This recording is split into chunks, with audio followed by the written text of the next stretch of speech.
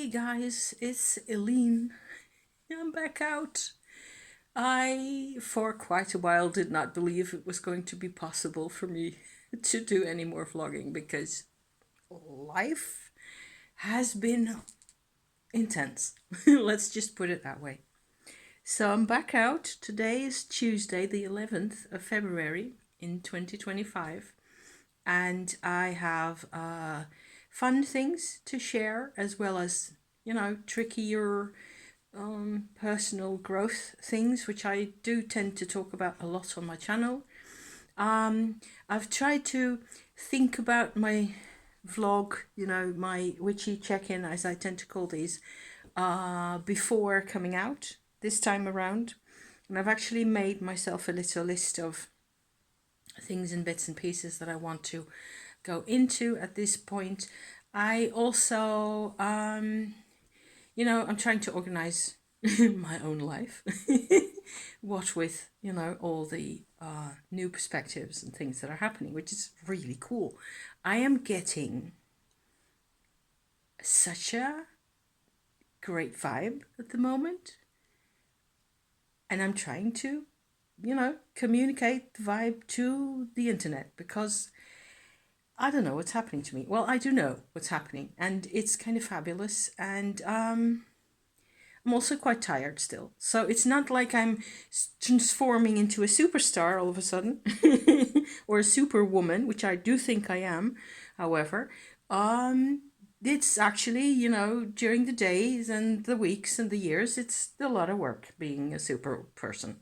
So you know this, don't you? It doesn't, being a super person means getting a lot of work done. So a lot of which is not glamorous and nothing to look at, and you don't even see what you're doing yourself most of the time. So there's that. So as I was thinking how to do this, I have a sort of a creative segment. I have a social communication kind of a segment first, which I'm going to come on to right in a minute. Then I do have a therapeutic sort of a witchy, very interesting as far as I'm concerned. It's the coolest thing in the flaming universe. The coolest thing ever, And then there's a creative segment. So a creative supplies, making stuff, doing things with hands most of the time, which is fun. So if I do those in order, that should be, some kind of entertainment for a while, if you want to be here for this whole session, that is. And I do hope so. Well, I hope you're here for a part of it, and then maybe you can always, what I tend to do if there's lengthy videos by people that I really want to see everything, what I do is I just watch it in installments. I watch sometimes 4 or 5 installments. If somebody does a massive, declutter in their tarot collection kind of a thing like Giselle at Mad Witch is doing at the moment, I will watch those videos in 4 or 5 installments at least, because which is why sometimes I post like half short story version comments underneath, because I keep editing the comments as I continue watching, so I just go on and on. I hope you can see and notice, as I am noticing myself, that I'm quite a bit happier and quite a bit more bubbly and more, even though I'm exhausted. I mean, I'm so exhausted and I so badly want the sunshine and the sun to actually show her face again, and it's not happening. We had a bit of sun for 3 days or so. It was also really cold and freezing, which is normal for the season, like 10 days ago or so, and it was fabulous. And I was just upstairs in my window, which I've also shown at the time, I think, sitting up there either spinning or knitting or reading or whatever else, and just having the light and the the sunlight. Oh my gosh. So I'm really a very sun oriented person. My granddad used to call me a sun worshipper when I was like 16 years old or something. He was very right about that. He had that completely right. So, because I used to just go sit and bake, if possible, I will sit and toast my ass like a lizard. I need to warm up in the So that's not happening at the moment because 10 days ago, so since the 10 days, it's just been really grey and rainy and quite cold. And I've just been to the supermarket, which you do not need to hear about at all, but I'm still telling you, it's, you have to pack yourself up in layers and endless sweaters and whatnot. So if you want to just get through that. So yeah. So, I've got a ton of things, I swear. The first thing, okay, I'm coming out to vlog inspired in particular by one channel called The Purple Palace. I will link it in the description down below this video. Her name is Shayna Clee, and she is an American and she lives in Paris. She's an artist. I believe she's like between 22 years old and 30, somewhere in there, in that range. I have no idea how old what her age is really. And she's a real, different generation. She's a couple of generations actually. In terms of the internet, she's a lot of generations younger than me, and I love her. She's always managed every single time that I get an upload, and she uploads every Tuesday, like around noon or so in this part of the world, Northwestern Europe, this time zone, like clockwork, always upload something or other. And you can always tell how her mood is, what she's been doing, how she's been feeling, and so on. And I'm grateful because she's managed to really give me little bits of inspiration and little bits of new insights, and asking the right kinds of questions and things that I need to ask myself a lot more often. And I will just post the link. You go if you want to see that. It's just, she's an artist and she does a lot of painting, and she's just chatting to the camera and taking you along for little walks and trips, and sometimes vlogging a bit of, a concert where she is or whatever else. And mostly it's about what she's been thinking and how she's been maneuvering herself as a person into being creative and introspective on the one hand, would be my take on things, and also very social, very open to other people's input. And then that does things to you, right? And you have to come back to yourself, and there's a whole back and forth between all the worlds in our lives and so on. So I thought I should really come out and really recommend her. The other thing that I have watched this morning, a fairly small piece of, is completely different. I will also link that in the description.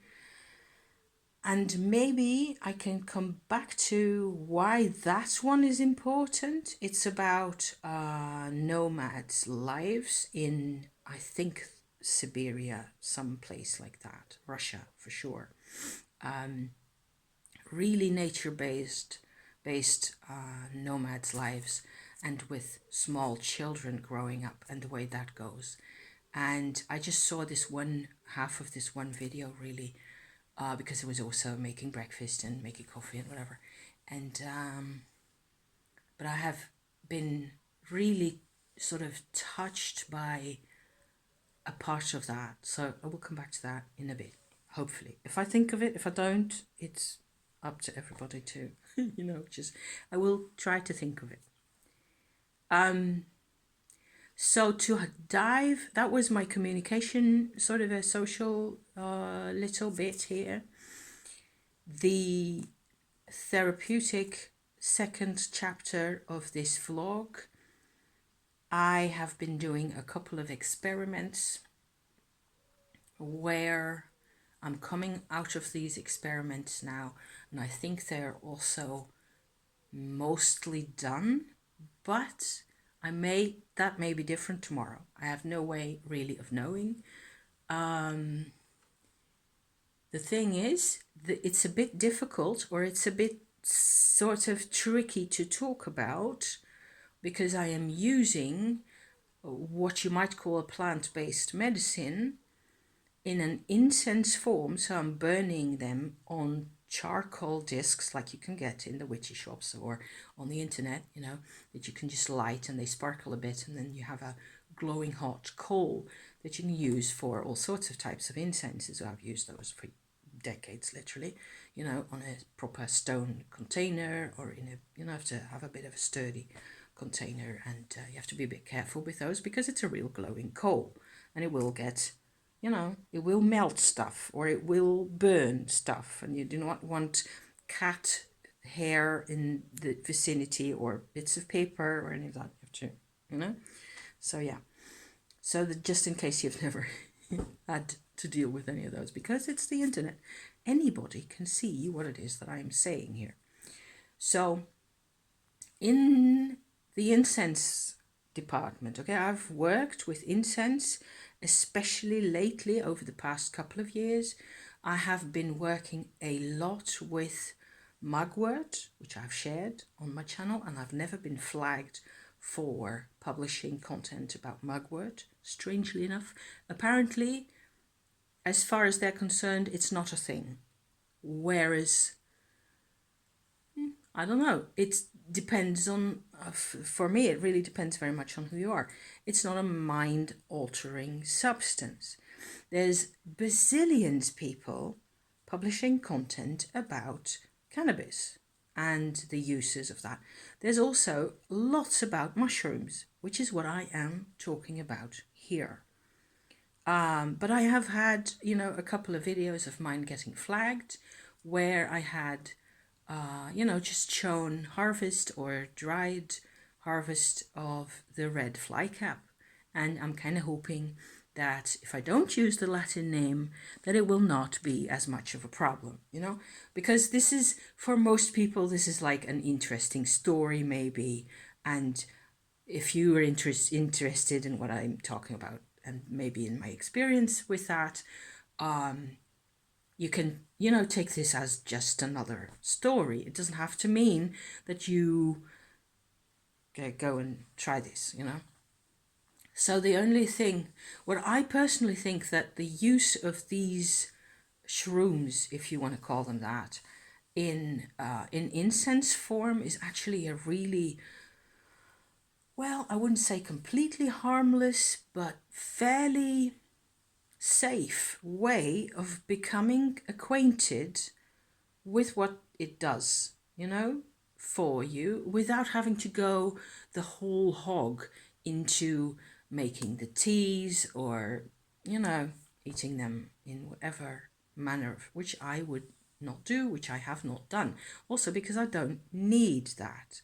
There's also people who do that, who published about, also on YouTube, about these things, or on other social media, and they get flagged or banned or, you know, all sorts of trouble, demonetized, you name it, you name it. I'm not monetized, so it doesn't really matter to that extent, but I'm not promoting anything, okay? The thing is that if I burn my mixture that contains about half of the dried fragment slivers of the red flycap, and the other half is a couple of resins, so straightforward church incense type resins, you know, like myrrh and opoponax I have used in that. And benzoate resin is another really good one to combine it with, because that gives it a bit more body. You know, it gives a bit more of an incense experience, if you like, to the whole thing. Whereas the mushroom itself, it smells like burning nuts, basically. It's like roasting hazelnuts and on a slow fire. And it's like that. It's protein, you know, that is burning, basically. So kind of a slightly barbecue-y kind of a... I think it's fairly pleasant.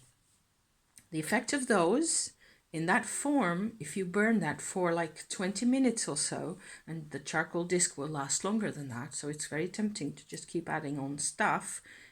Don't, because, you know, sparingly, once every couple of minutes or so, once every 5 minutes, just put a couple of little pieces on there of the dried mixture that you've prepared beforehand, and, you know, you've harvested and dried, and I dry those in the oven at 50 degrees, and that takes a day and a half, depending on how rainy it is in this climate here, you know. And then I put them safely away in a pot, glass container, with one or two of those silica gel baggies in, and that'll keep them good for years.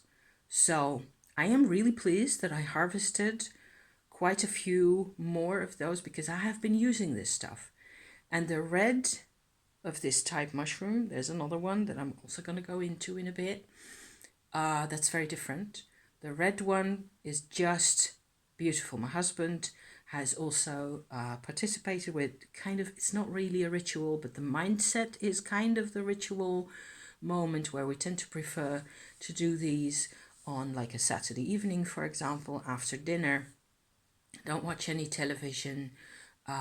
We just maybe light the fireplace, or we just have a hot cocoa or something, and we just chat, or maybe pull up a couple of tarot cards, something like that, you know, really easy, have a bit of a chat. And then I will light the disc, and we have a session like that for about half an hour max.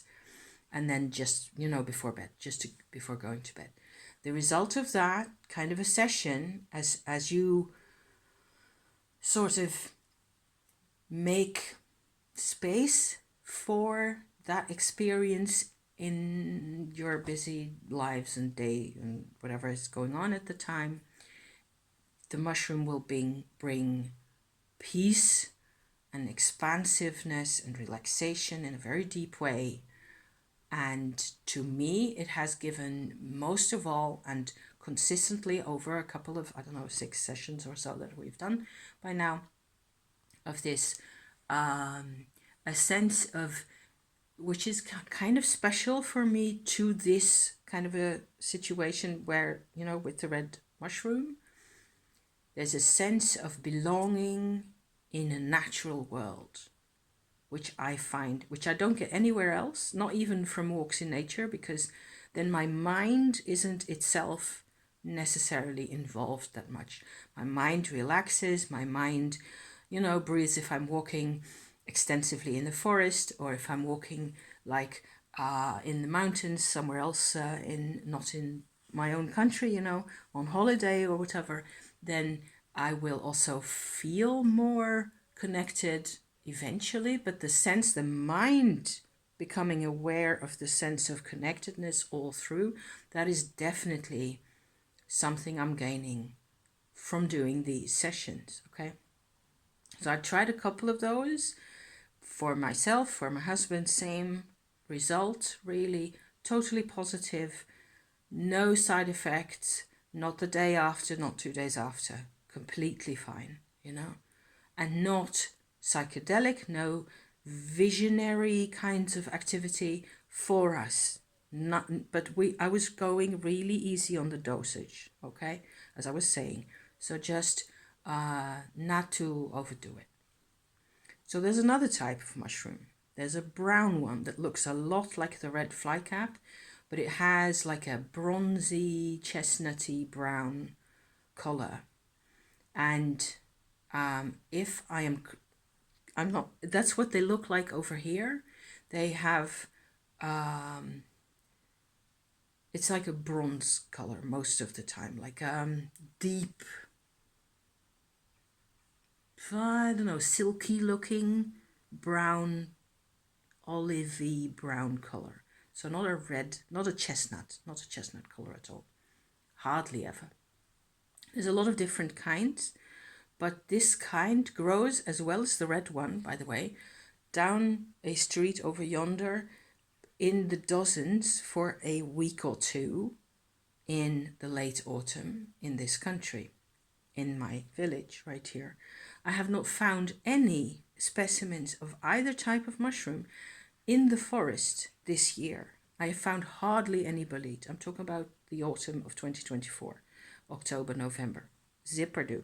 And it has been really bad also in terms of the fly caps, you know, the red fly caps. During the whole of the pandemic period. It was very strange because, as far as I'm concerned, you know, there's a whole lot of astrological background and planetary positions happening during those those years, between 2020 and now, actually. Some of that is actually over now, but, with a couple of caveats still. There's a lot more astrology coming this year that I'm kind of sort of waiting to see what's going to happen, as always, but in parentheses. So the brown specimen, the brown version of this mushroom, I'm saying version, it's a different mushroom, okay? It's the same in that it has also the white spots, they're related, but there's a lot more that are related that aren't, I don't think that they're going to be interesting to use in these types of ways at all. The brown one, people do also consume with mostly not so pleasant results, I don't think. Sometimes really weird results. And there's a couple of videos also on YouTube about this. If you're interested, you just have to go and, search for those. Paul Stamets who's a mushroom expert. He's been working in that field since the 70s, I think. He's done talks about them.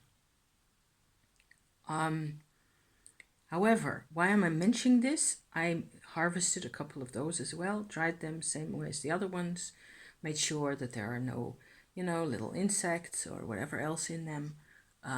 Just keep that safe. Keep them separate also from the red ones. Don't mix them up. And then what I've been doing is, as I was using the other mixture with the red, in a session like I described, I have started adding some of the brown type to the charcoal, to the session. And the results have been really striking. So it's a complete shift. The other one is all peaceful and openness and relaxation and, connecting to the wider universe, connecting to nature and all that. Really good. No questions asked and no real challenges for me. The brown one, I'm using no names, okay? Because flagging and difficult. And also, I don't want, if you're gone from this video by now because it's not, interesting enough for you, I don't want to make this too easy. If you're really interested, you're still here, okay? Is what I'm trying to say. The brown mushroom has had the effect of opening my emotional life all the way to the bottom, to the core, as if with a can opener. And the first couple of times, I was in a state. And that takes 2 whole days to sort of calm down again and to evacuate from your system, even if you hydrate properly and all the rest of it. This was interesting.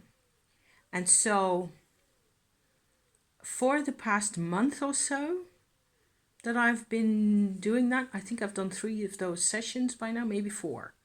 I think I've done 4 sessions. 1 testing by myself, 1 with husband, and 2 separate ones where I was in the bath, actually, where you have even less ventilation and it's a small kind of a contained room, even though I've kept the door open and, windows open some of the time. I burn even smaller quantities when I'm in the bath. Really careful. And the effect after, it takes about 20 minutes to catch hold. And then for me, I have been this incredibly, I suppose everybody can really tell, but except for me, that is, for all of my life, I have been this incredibly defensive person where I didn't, historically, from the day I was born, basically, I never had any help processing emotions. There were a lot of layers, there was a lot of trauma, there was a lot of stuff going on. And I had no it got to be really bad, after like I was 20 years old or something. After that, I had very little hope of getting back to myself, back to who I really am, and how was I supposed to do that? And okay, so over the past couple of years, especially 2023 and 24, I have done sort of what you could call work on my unconscious, which has been really helpful. I have talked about this on my channel in all the few, I don't think I've talked about it a lot, but there's a few episodes like these kinds of witchy check-ins, like maybe 3 or 4 episodes or so over the past 2 years, where I've talked about demons, demonology, and the underworld kinds of content, that all has served. And I've got decks also, tarot and oracle, similar kinds of decks that I've used in my practice, like this one, for example, the Fallen Angel oracle deck, really beautiful, like that, really helpful book. I've also got the Occult Tarot, which is about the same old, spirits from the Renaissance, really, that have been sort of put into a catalogue altogether that's called the Goetia. And these are spirits that are considered often to be really negative. And if you study the subject, it turns out that 3/4 of them aren't negative at all. They're helpful spirits, and it just depends what you want to do with them. And if you treat them, my experience has been over the past 2 years that I've been doing this stuff, communicating with these entities a lot, it has been that if you treat them with respect and with some form of,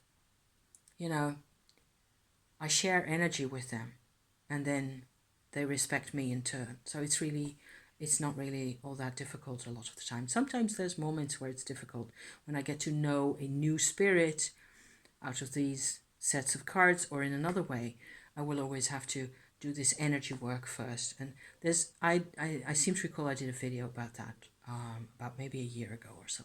So all this is very esoteric and very like it's very deep work, and you cannot really, I can't explain what it is that I'm doing in those kinds of sessions or in those kinds of experiences and what it looks like, but it takes forever to explain what it is that I'm doing, also because it involves my Kundalini yoga, my Tumo practice, and that's a whole different story and so on.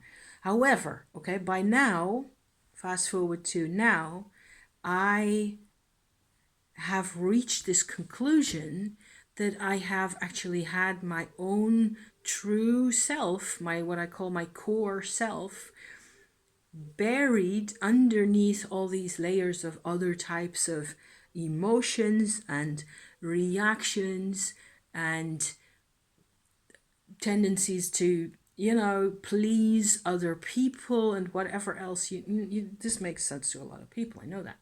So I still find it really counterintuitive, I suppose, to just be who I am, to just come out with whatever. I don't, often, a lot of the time, I don't even know what it is that I'm feeling or how I am going to respond to a certain situation or anything.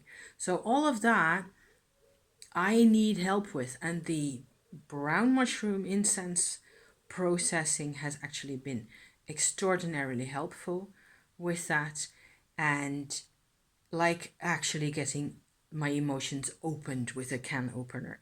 It's incredible, so that has been sometimes actually quite painful, and just it's old resistance. I am going to be 59 years old this year, and it's been, locked tight. So yeah, so really helpful. However, I also decided, like since the last time I did a session with those, I thought to myself, maybe it's a good idea if I also in conversation with the demons, I'm laughing because I think it's also very, pretentious and whatever to be presenting it. It's what it's called. It's what I'm doing, okay? But I also think it's kind of silly, and I take it very seriously when it's happening, and it's a lot of these processes are very deep and very emotional, and I'm trying to connect levels of consciousness to each other. And so I had, as I was doing that the last time, I had the sort of a realization that I have, you know, resins and like church incense, frankincense, and cypress cones that I harvested also myself, different types and different kinds that I've already used in different types of incenses together. That if I were to grind up the cypress cones, all three of the kinds that I have actually, and combine that with the Boswellia resin, the frankincense, right? That if you grind that up, that the smoke from that would actually help reintegrate some of the, I suppose, some of the chaos that comes from having your emotions torn open and can opener open, like, you're suddenly you're exposed and it's not even that you are so vulnerable, it's just that there has been a lot of hidden pain that I didn't even realize was there. The last time we did a session with the brown mushroom together, my husband and and actually we just did the session, we went to bed, I went to sleep, and I woke up 3 hours later, and then I was in such emotional pain, and I was also having sciatica, which is like a nerve pain in my. That's all. I did a really good thing about the sciatica with my tumor, which I finally managed to convincingly sort of nearly completely got rid of, which is like amazing. I've been talking about this also. It's also that all these things have to do with being really exhausted, having menopause go on at the same time. It's still ongoing. It makes my body's reacting differently, and especially to feeling exhausted more often. And one thing, instead of having a lot of headaches, which I used to have, which is a lot less now, I got a rather bad flare up of the sciatica over the, I don't know, past like 3 weeks or so. But I've managed to completely sort it out with my Tumo, which is amazing. However, that involved sort of halfway through that, it had to do with a couple of really painful memories that I wasn't aware. I have quite a few painful memories, and I wasn't aware myself that those memories were more important than the other ones, because it was all rather grey. Everything is like 50 years ago. So it's become rather grey and samey in my mind. And the brown mushroom incense went straight for the real problem area. So I don't really want to go into more detail than this. Also, the memories themselves, if I describe them, I'm not sure. Maybe I will do that eventually at some point, if I make this whole into a series. But I will be here for 3 continuous days if I have to tell you everything. So let me see how far along I'm in. Okay, that's just over half an hour. I'm okay with that.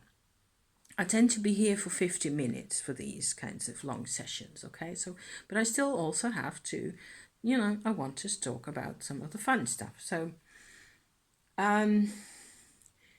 there's been these strands in my practice, and it has been immensely therapeutic, where I become more and more capable of coming into where I'm normally in my life, I'm like way more distracted from, because of the memories, because of the trauma, and because of the layers in the 50 years, right? I've just gotten into this whole strategy of not really being myself forever. That has been going on for all my life, from day one, really. So I was talking about this Siberian nomad family that I had also seen like this morning. The reason why that's kind of relevant for me is that there's a little girl who's like 2.5 years old or something, pottering about in their family's camp, helping, in the household chores, and she's carrying around little buckets of water or food for the dogs. She's carrying wood, sticks, and pieces and logs, pieces of logs even, for the fireplace, putting them on the fire also. They have a wood fire outside, and she's like tending the fire at 2.5 years old. And I was just loving watching her do that, and what came to me was the sense of complete focus and inner peace that she has as she's doing her things. And she's 2.5 years old, and she's walking, sort of waddling around in her big old dress that she's got on, and with a big round poofy cheeks, like the type of face that people have over there, and more so because she's a baby, really. And I was just connecting so much to how, for me, my core self movement, my core self way of doing things is a lot slower and a lot more focused and a lot more one thing at a time, than what my mind is constantly churning out. My mind is always doing 5 things at the same time. My intelligence is always zip-zapping around, coming up with stuff. And when are we ever like 100% in the now? She is totally in the now. It's fabulous. So really recommend watching that as well. So I actually managed to remember that I wanted to talk about that.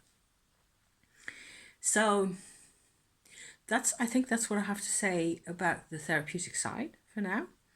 So the lighter side has been a lot of things that I am doing, like the spinning, for example.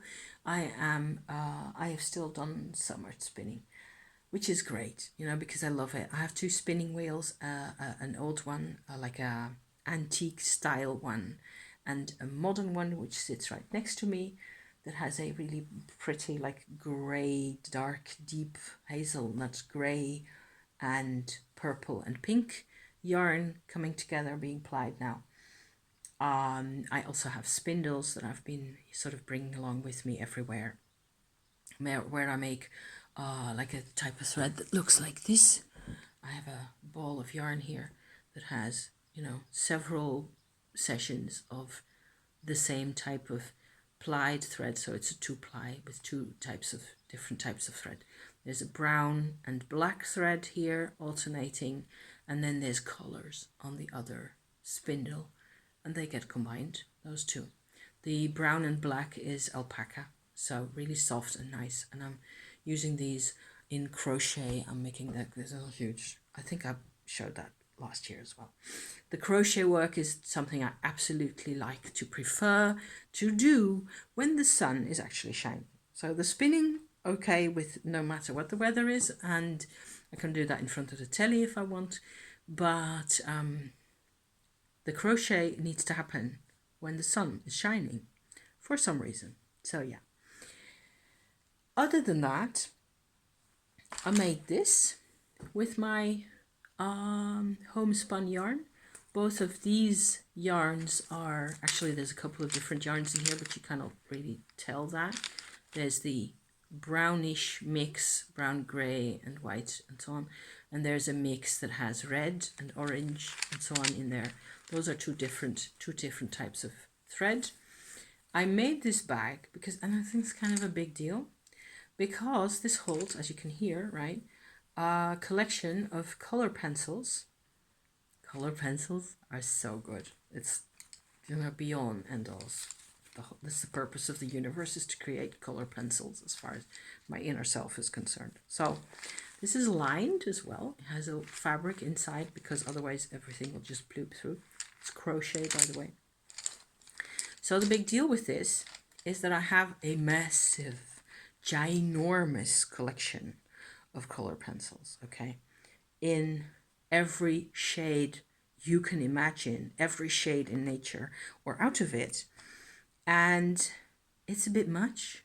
And I have kept on buying pencils in the lavender grays and the purpley dahlia colors and the brownish purples and the raspberries and the, you name it, I've got it.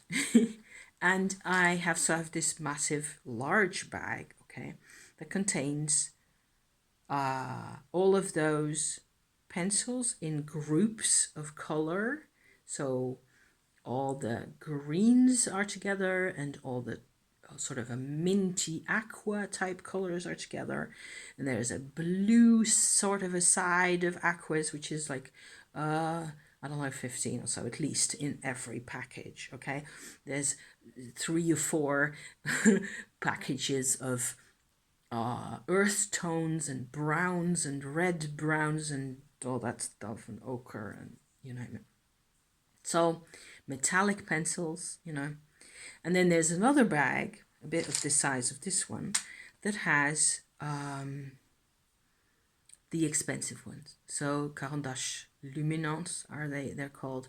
They're like the most expensive pencils. They used to be €3.50 each. I think they're €4 by now each. So they're expensive. They're exquisite to work with. I've got about that much of those altogether. So different colors. They're all in the same bag. And there's a couple of others in there as well. So that is a massive collection. And my problem is that I tend to either draw really extensively for a day or two and then make something.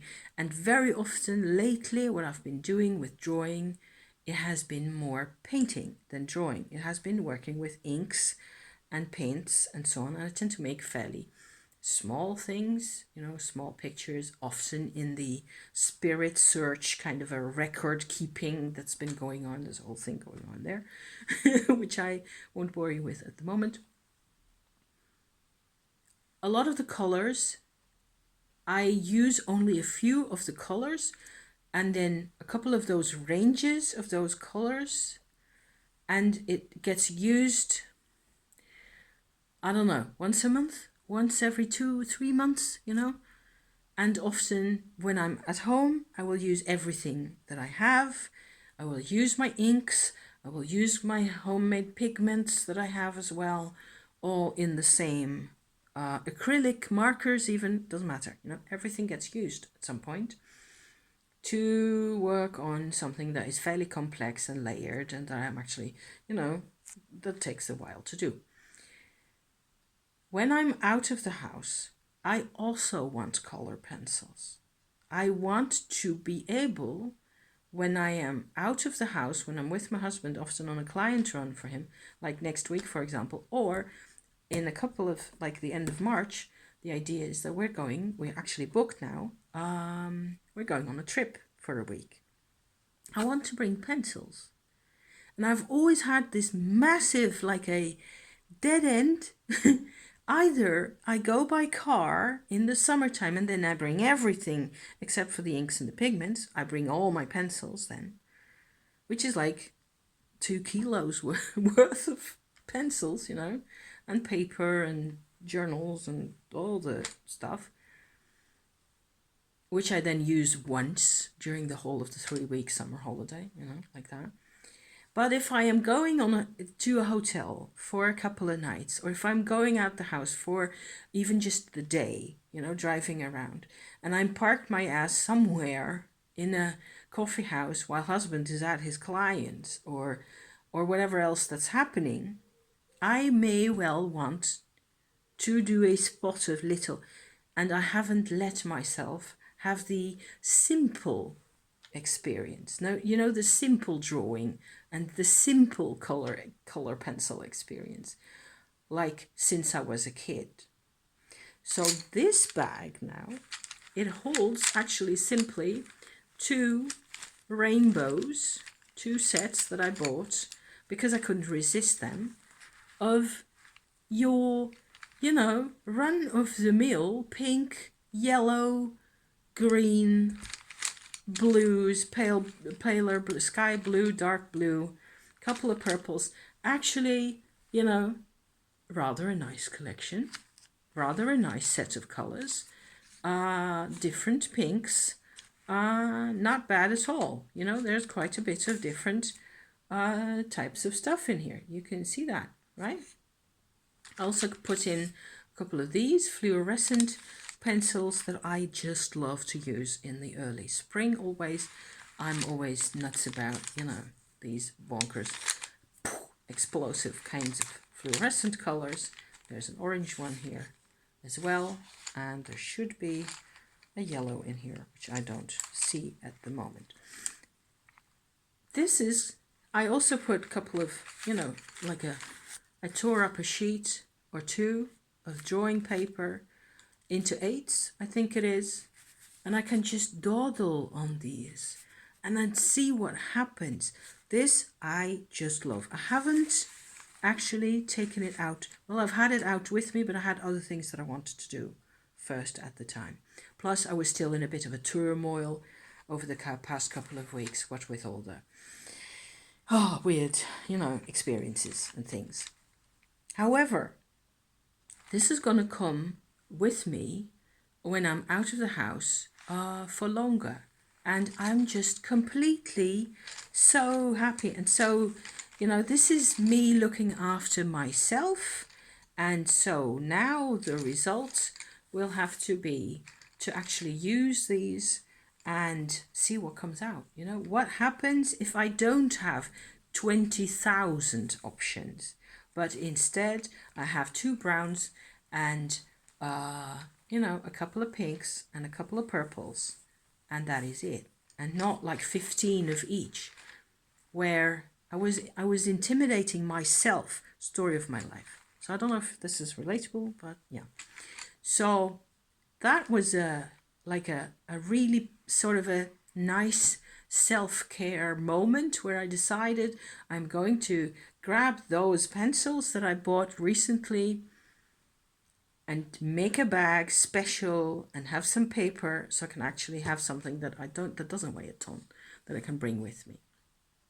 So the other thing is I had, for some reason, I'm trying to think now, seashells, okay? But there was a starting point with these, and it's upstairs and I didn't bring it down. I made like a long cord. Oh, I remember the starting point. Yet another YouTube video by Jillian Eve, who's a spinner who makes endless quantities of endlessly beautiful yarn on her video channel, you know, on YouTube, with different spinning wheels and spindles and just great content. I will also link her down below because she's gorgeous. She did a vlog at one point where she made, I think it was last year or maybe the year before, she did a sort of a theme spin. So it's only really interesting for people who are actually into spinning yarn themselves or who have seen some of that type of content. It was a yarn where she incorporated beads and other like charms into the yarn. So it was very complex and it was very difficult. However, I was fascinated. I still have to watch back that video also. So maybe I will just link that. If I look it up, I will park it in the description. Like I said, you know, for anyone who wants to have a go at that. Very lengthy affair also, getting the yarn done in any quantity at all, and don't know, I think she made a shawl out of it, or like a scarf or something. But I was fascinated by the idea of having spinning thread, you know, like this brown, very uninteresting to look at, like this white, which is a slightly more interesting because it has, not that you can really see that because of the light, that part over there actually has different grays, and it has silk in it, 2 types of silk. So this is a 3-ply, most of it, or the inside is anyway. I'm trying to think of a thread where you can actually see different types there. See? Well, it won't focus, of course, but there's different types of color in there. They're actually really pretty. And then, you know, charms and beads and buttons and whatever else you could incorporate. I was fascinated by that. And I wanted to make like a wall hanging charm, like a decorative. I will show it later, you know, if I go and grab it at some point in a later video. I will bring you along to see it. Or if we're back upstairs in the sunshine and I'm vlogging there, then that's where it is, on the wall. These, okay, they're not even shiny. What about this light here?